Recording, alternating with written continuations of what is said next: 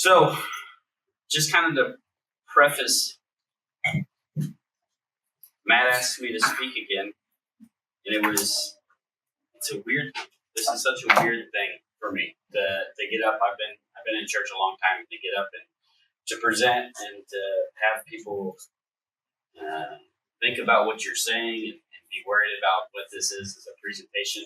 And just thinking about this morning, I hope that my goal for this is not a presentation. We've been watching Matt go through, and it's almost a game to me to try to figure out who he's trying to portray and stuff like that.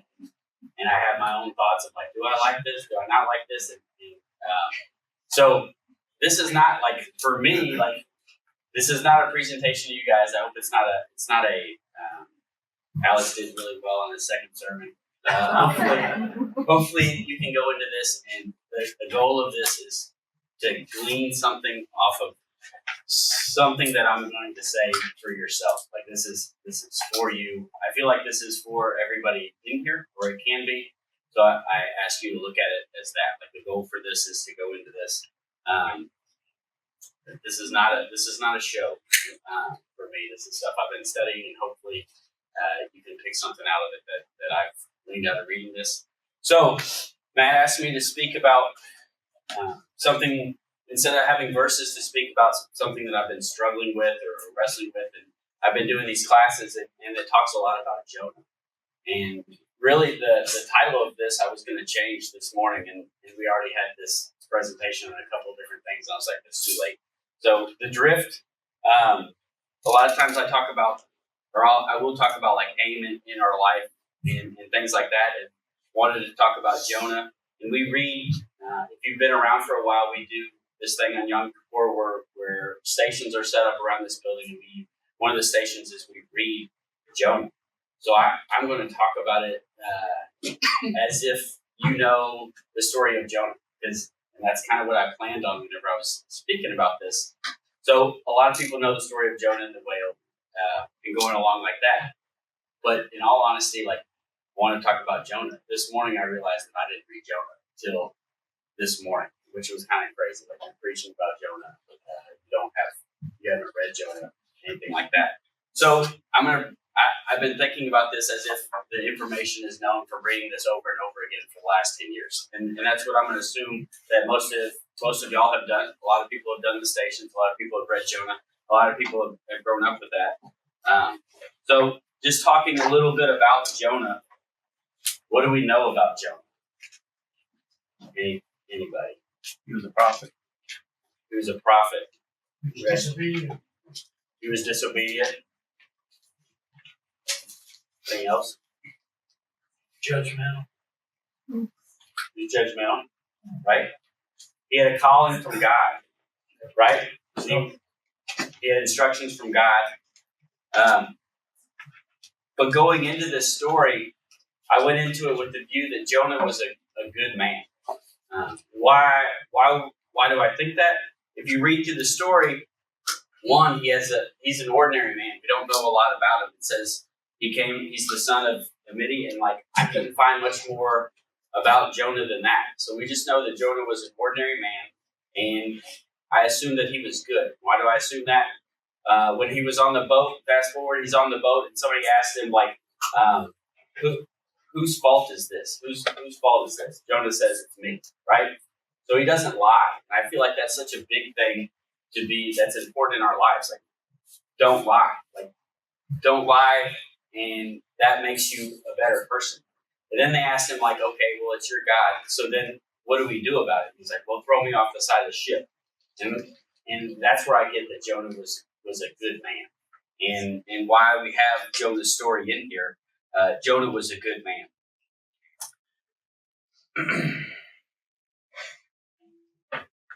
Fast forward through that, how do I also know that Jonah was a good man? What did he do?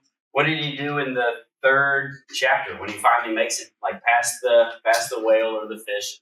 What did Jonah actually go do? I remember where he went. Nineveh, right? How big was Nineveh?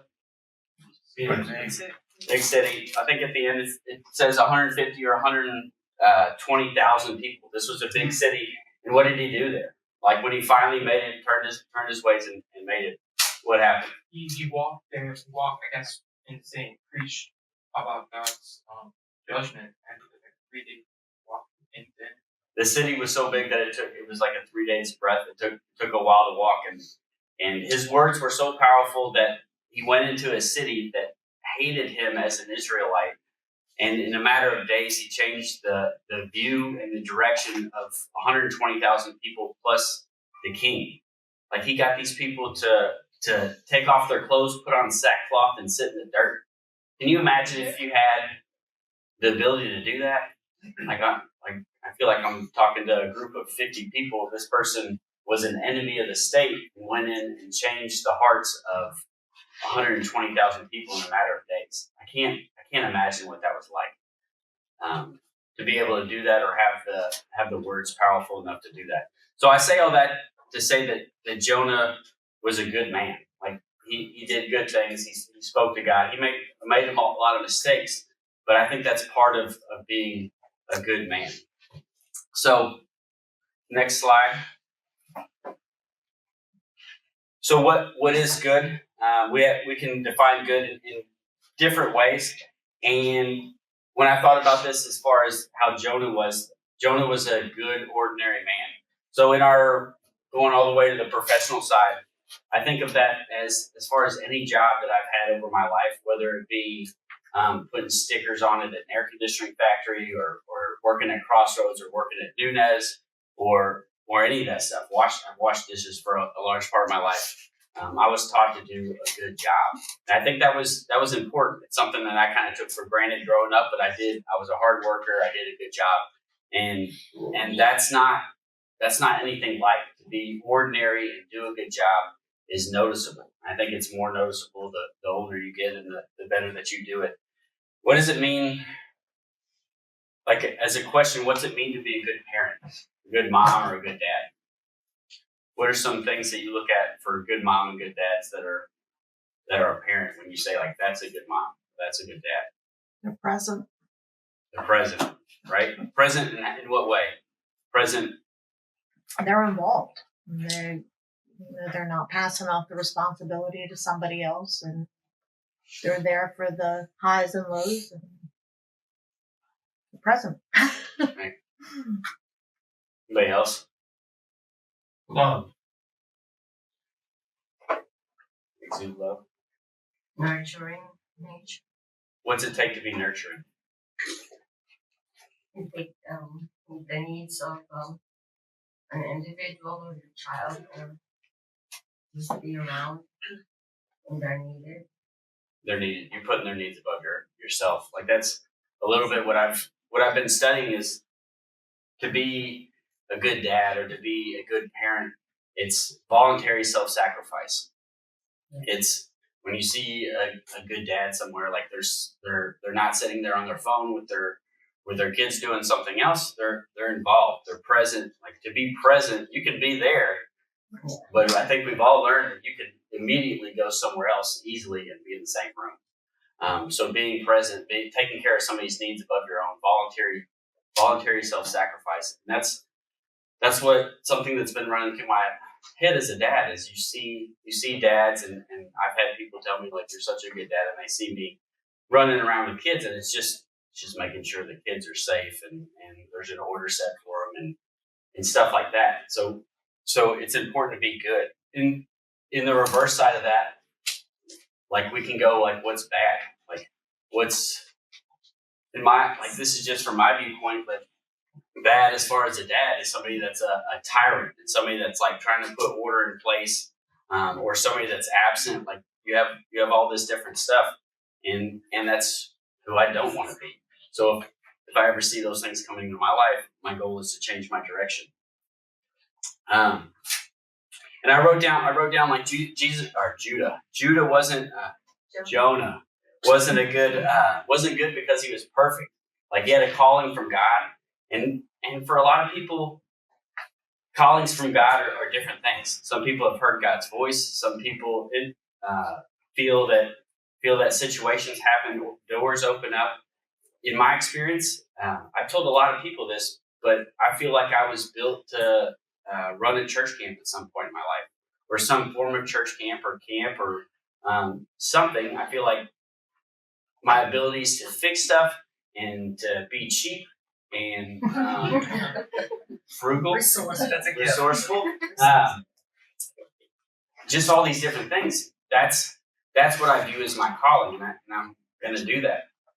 And I think that Jonah had that. Like Jonah had, I don't know if Jonah heard like God's voice, but he ran from it. And to run from that is hell, right? Jonah was a good person doing something he knew was wrong. Did he know he was wrong, or did he think he was right? Well, he told the people on the boat that he was fleeing from his God. Like, Right, but why was he fleeing from his God? Because he didn't want to do what God told him. Because he thought he was right and the God was wrong. He thought these people would not be converted. They couldn't be converted. They're just animals. Well, he still had the same attitude after he converted them. right. But I mean, the point is, he thought he was. He had a hard heart. He thought he was right. No, he said that. No, he made a comment. Jonah makes a comment toward the end, right? And he said he didn't want to go. He said because he knew God, you would be merciful to them and you would forgive them. Right. And so he did not want them to be right. Jonah wasn't perfect. He was putting himself in the place of God at that point, right? But with his because rather than being a vessel, he was trying to be God himself. They wasn't friendly to the Jews, right? So that was he was trying to flee to the furthest place away from where he was supposed to go, right? So going into the next part of this, Jonah had to constantly see what his aim was. Like in the beginning, like he was a good person. To know God, I believe that you are a good person. Like it takes work in order to know God, and to know God is to know what He's like, and to know His fruits, and to become a good person. So I believe that in the beginning of this, Jonah was a good person and constantly had problems with changing his aim and struggling with parts of the world. So next slide. So just a little bit of, I went way less into the history, culture, and context, but put yourself in the mindset of somebody back then. I think I looked it up, and Jonah, this was like 100 years before BC. I think that's around when this was written. So anybody know what sea Jonah would have been in? What is it? Mediterranean Sea. So this is a big sea, right? Like you can go, this isn't Pontchartrain. Like Pontchartrain, you can get out in the middle and barely see both sides. This was bigger than that. You can get out in the middle. And there's not, at this point in time, whaling wasn't even a thing. What was a whale to these people? Were there whales in the Mediterranean? A little bit of the look up. There were 10,000 sperm whales and another type of whale in the Mediterranean that would migrate in and out. Right? I think sperm whale is one of the biggest whales there are. They didn't have pictures of whales. They might have had a drawing or something like that. We looked it up, and the only place they were doing whaling was in Norway. So I think of a whale as almost like a folklore to these people. If you've ever seen a whale come out of the water, like that's like whenever this was written and talked about, I can't imagine what it would be like to be in a boat, in a storm, and to want to be thrown off. So going down. So what during this storm and in the boat and stuff like that, where was Jonah? In the bottom of the boat doing what? He was asleep. He was unconscious. Can you imagine being in the middle of a sea that is pitch black? Like I was thinking about this. They didn't have light.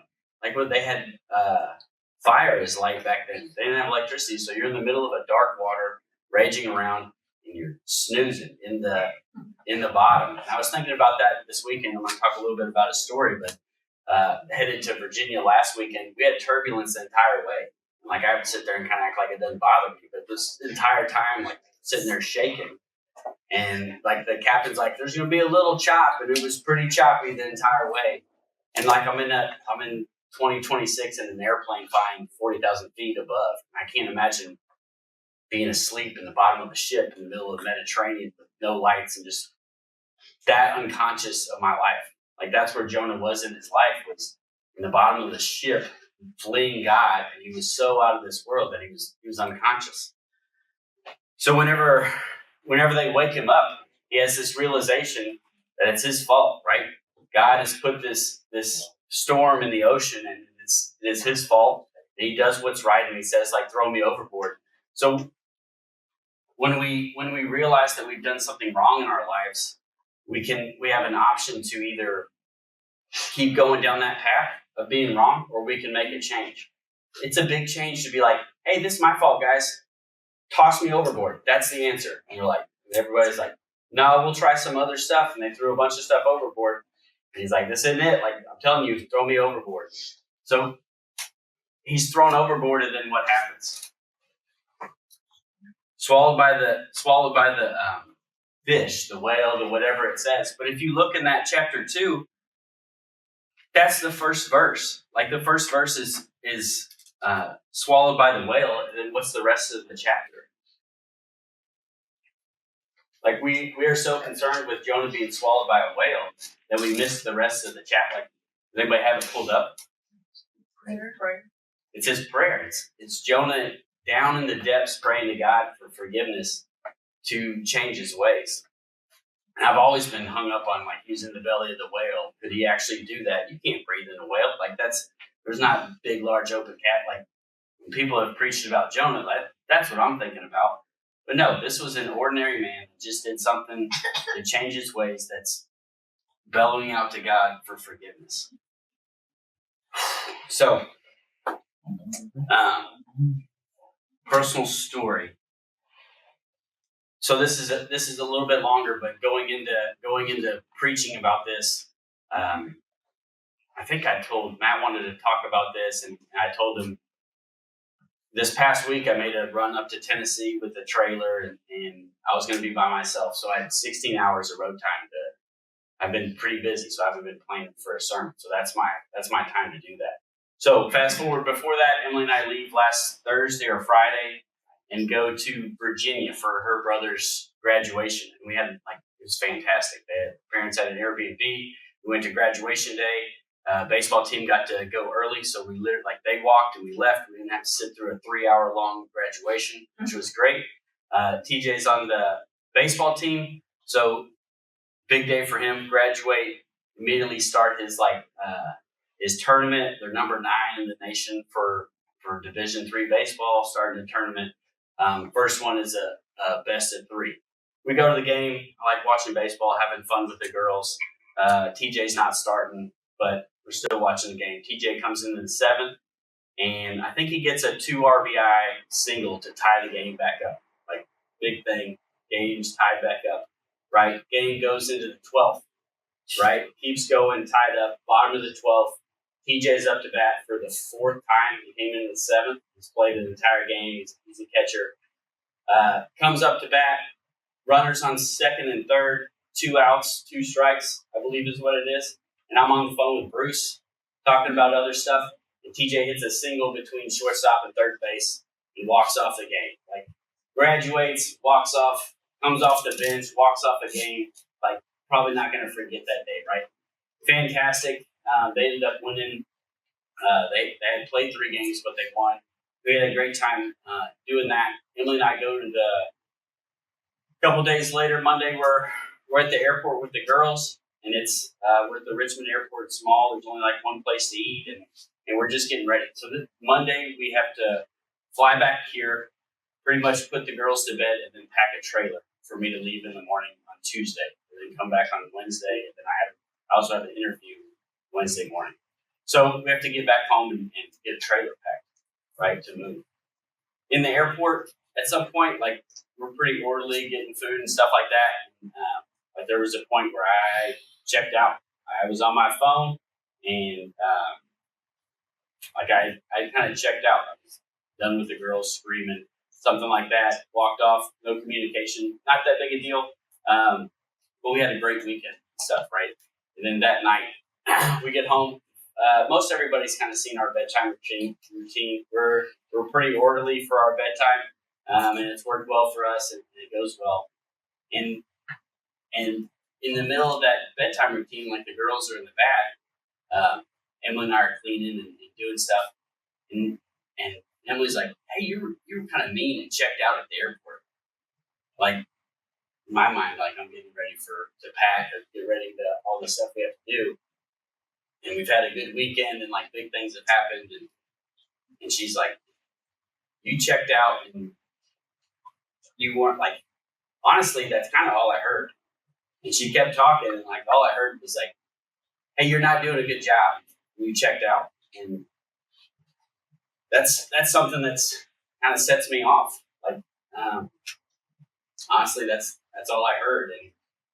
And I was mad. I'm going to try to get through the next part of this. And I was ticked off. And I walked away from her and I went and grabbed the girls and I got them.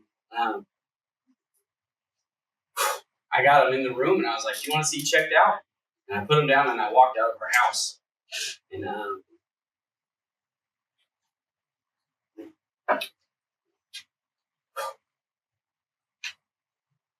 I've been riding my bike a bunch and I walked past my phone and I was like, I was mad. I was like, she's not gonna like we can see each other's location stuff. I was like, I don't need my phone. Walked out and then like turned left and I started walking down the street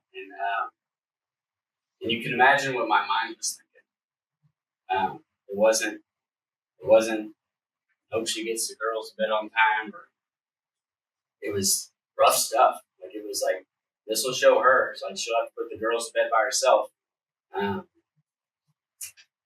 How dare she criticize me? Like I'm a good dad. Like comparing myself to people that I see and stuff like that. Like I'm pretty picky about people on their phones and I try to not be on my phone and I try to be present. I try to put the needs of my girls above my own. I try. Like all I could think about was how to make her realize how wrong she was. And I had like I was gonna walk away and like I was like I'll just be gone till night. I walked over to Camp Hope. She won't know where I was, stuff like that. And she won't have to deal with it. And honestly, I don't know what the point was. And I asked myself, I was like, is this who I want to be?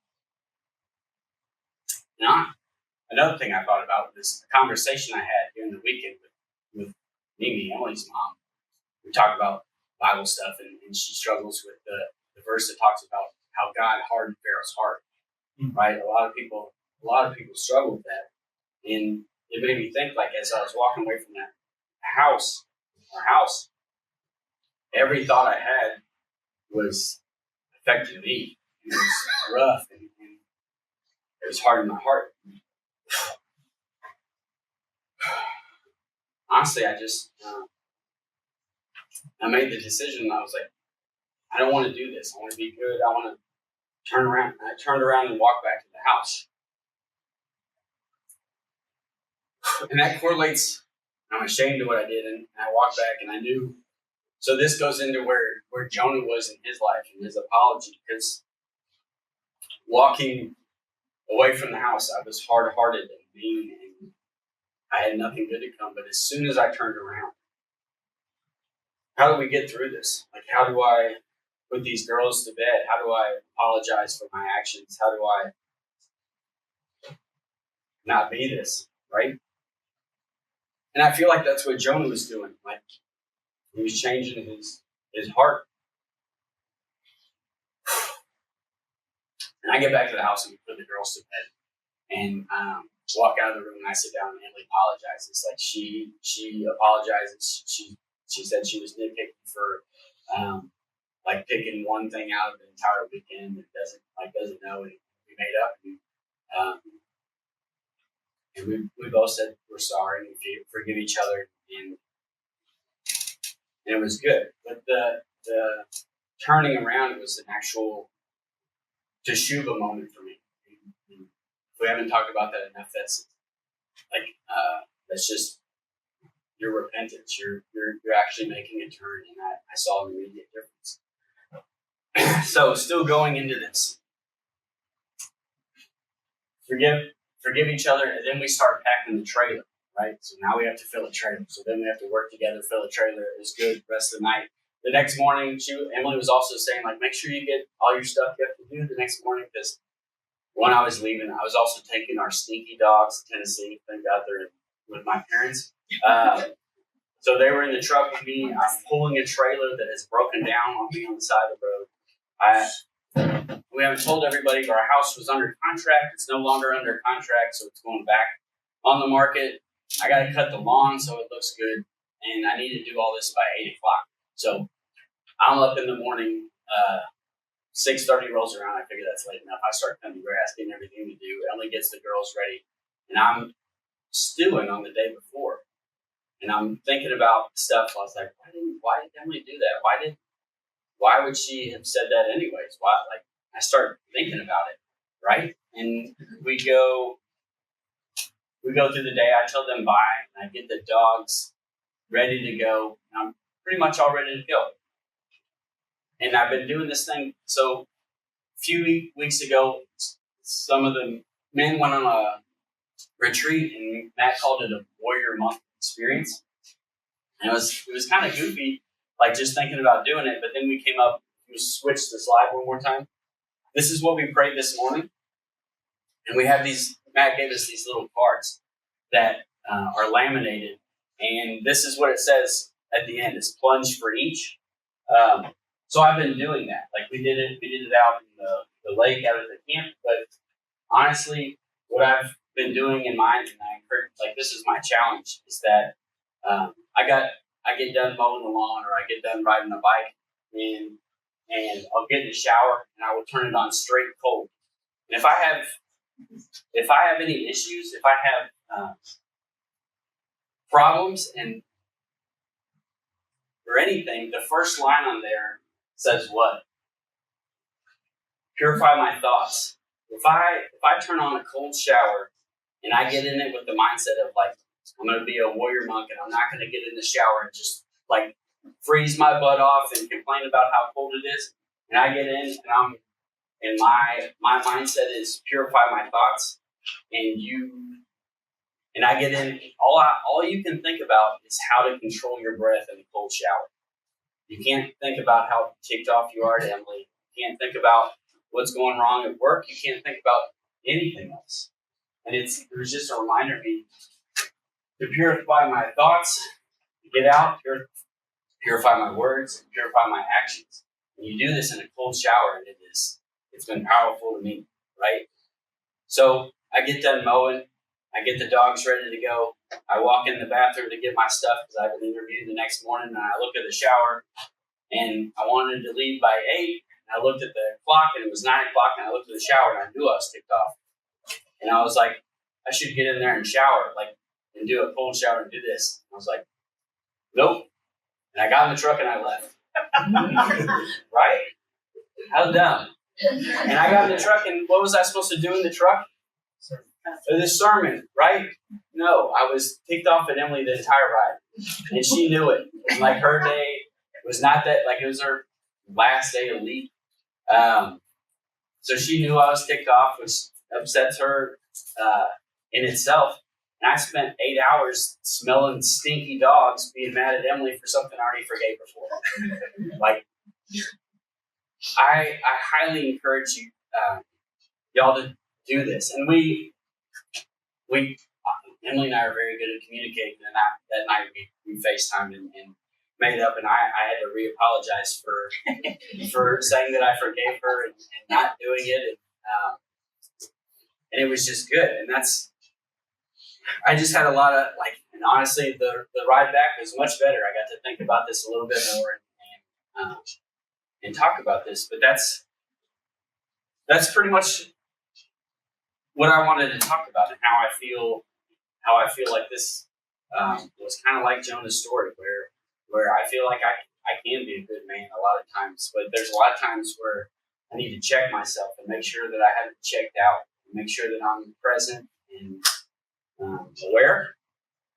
And this is a good check. Even this morning, like I got up and did a bike ride, and I had a few more things to do. I wanted to write some more stuff down and get ready to go. And I got home and everybody was still asleep, and I was like, no, better go do my cold shower in the morning. So while this is, whether you take a picture of this, Matt might have some more cards or something like this. I challenge you not only to do this, but my challenge is go get a drop of sweat. Go take a walk. Go mow the grass. Go do something, and then take a cold shower. Like it's intense it's intense. It shouldn't be, but it's intense to get a hold of my breath in the shower and actually purify my thoughts. So that's my challenge. That's about all I have. Mhm. Questions? You have a question? Why is kids do that? Why do kids do what? Why is kids? How can kids do that? How can kids do this? Kosher. A cold shower? He wants to know how she could do that. Well, Joey, you already know the Shema. So that's the biggest part of it. Like I haven't even memorized all of this yet, so it should be embarrassing to the rest of us that you know more of this than we do. Do you do it all, like, is this all in one, like, Shower? 15-minute one shower? Yes. Okay. I mean, everybody does their own stuff. I think Matt does this at the school and stuff like that, but this is, I don't know how long it lasts. Honestly, like, to purify my thoughts, the more I do it, the better I get at controlling my breath, so it doesn't last as long. So this is something that's fairly new to me. If I get to the point where I can get in the shower and it doesn't cleanse my thoughts, then probably time to invest in an ice bath. That's right. Well, we'll see. Ice machine. Any questions? I don't have anything else. Comment. It all starts with judging. You know, when Emily says something to you, you judge it. And you can purify your thought right there and not have a thought. And not take it as a criticism. You just realize that this will happen sometimes. Try to control your reptilian brain that reacts in a negative fashion, right? So it's not easy, but to realize that most of your thoughts are absolutely nothing. That was going to be my question. Like, were you checked out at the airport? Yeah, You said I was checked out. So you were angry because she noticed? like I can remember my never. Time. Yeah, I was angry because like it just threw me off. Like we Yeah. had a good weekend. Because you knew you were checked out. You said. I was did on my in the phone. moment. I did. Like she told me that, and then like honestly, like I have a pretty decent memory. And when she comes at me with the argument, she has to have.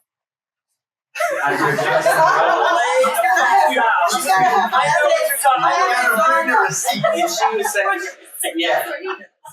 Video. And honestly, like I remember what she was saying, but I know I was checked out because all I remember was like sometimes my memories are videos and sometimes there's pictures. And I can see a picture of me sitting on my phone and a picture of me handing her screaming Charlie going to the bathroom by myself.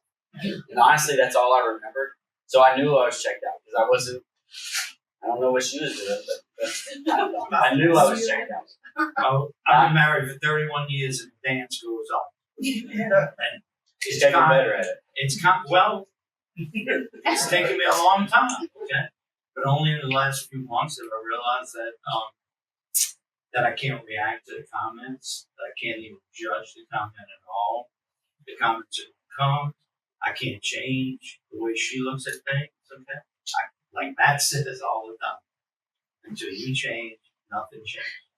So you have the ability. I'm not saying it's not. I walk out too. I walk out also into my yard and say, "Hey God, what the hell?" You know. And he says, "Hey, you learned anything yet? You know, this is who you are. This is what you got to be. You got to be and you can't forgive in the fashion of I'm the bigger person forgiving this other person. That's ego. So you got to forgive in the context it never happened. Try it out for a while. Okay? It never happened. And is it that important? It's giving you bits of wisdom out of learning. I'll tell you one thing, Alex. I don't know much about touch. But two things. One is you're human, so you're going to check out. And then when somebody calls you on it, you're going to get pissed off. That's being human. the part that makes you a good man is that it bothered you, and you had to correct it. You did you're a bad man, or even somebody that I've been in the past, would have just kept walking. Said, screw it, I'm done. Yeah. So the fact that you care enough to actually think about it and go back makes you, it's actually what makes you a good man, not your actions before that doesn't make you a bad man. How you deal with it afterwards is what makes you a good man or a bad man. The second thing I want to say is that if I was 40 years younger and I was going to have children, there's